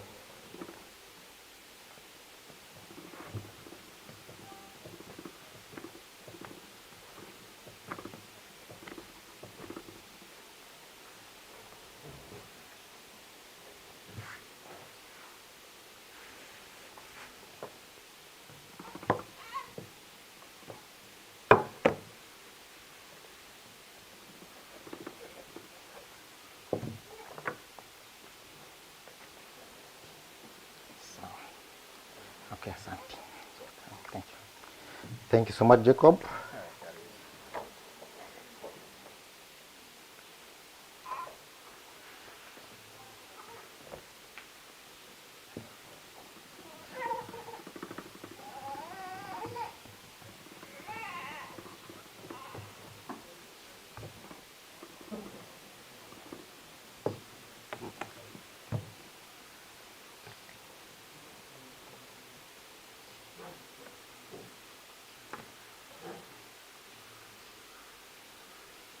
Zingine zinakuwa very easy kutumia kwa sababu zinakuwa na some parts ziko protruding, so inakukatia fondant vizuri. So what you do, unakuja kama umetoa hiyo ipati utaki. Kama sasa ikiwa hivi unaweza itumia bado ikiwa iko hivyo complete. Sasa tuseme umeitoa hapa bila kutoa spaces. And then sometimes unaweza toa hizo spaces to look different, okay?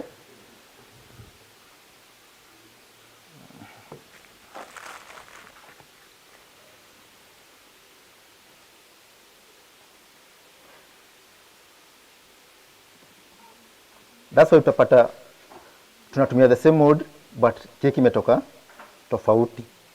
Kwa sababu sasa venye nimeitumia si venye mwingine ameitumia. And that's what we call what? Sijana tulisema creativity.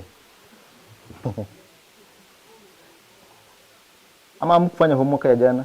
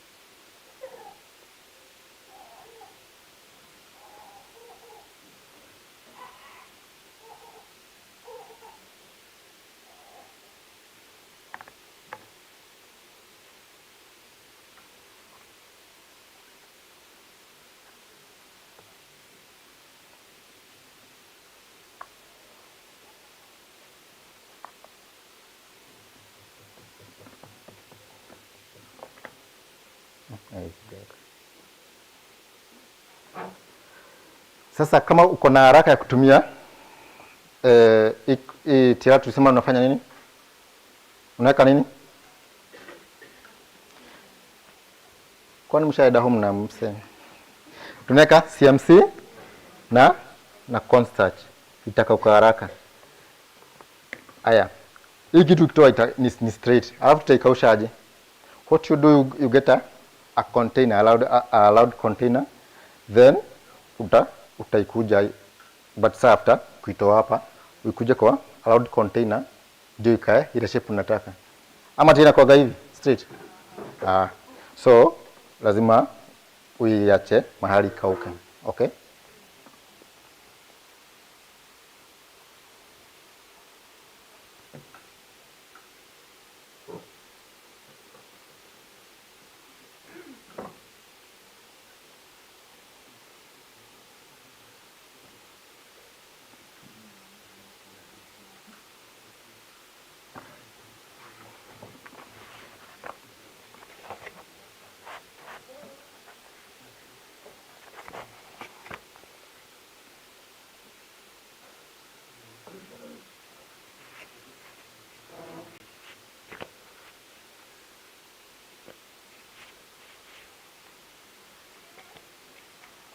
And then kuna hiyo part after tushatoanisha, kuna hiyo part imebaki ya huku nje. Tunaona huko. You can use a knife or that knife kenye kwa hizo tools za molding tools. Kuja umetoa vizuri, then uweke kwa container venye tumesema. Okay, sawa sawa. So all these silicone molds utazipata Topserve kwa bei mzuri. So ni vizuri ukae ukiangalia, maybe wanaweza kuwa na offer ama upate wanapeana, you never know.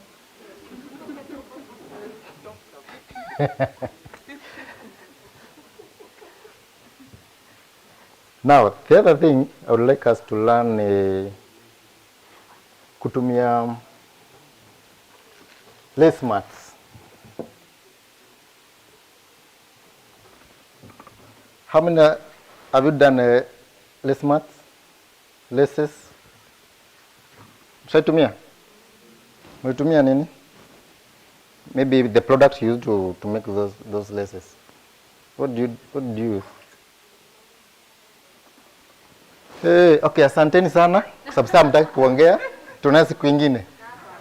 Basi kwani mniongereshi? Najua sasa msipoongea sana shida. Ama am I communicating? Yes.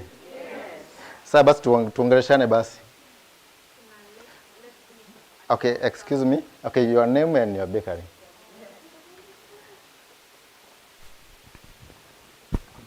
My name is Matilda, popularly known as Aloch Tili Tili of Shetili Delights. I've used Topserve lace knits to make lace. Thank you. Mwingine?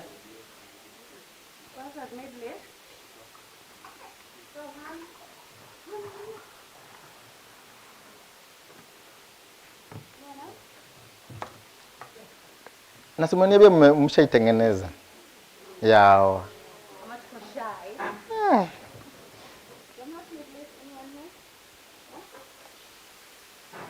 Okay. Sawa. There's that powder ya kutengeneza powder.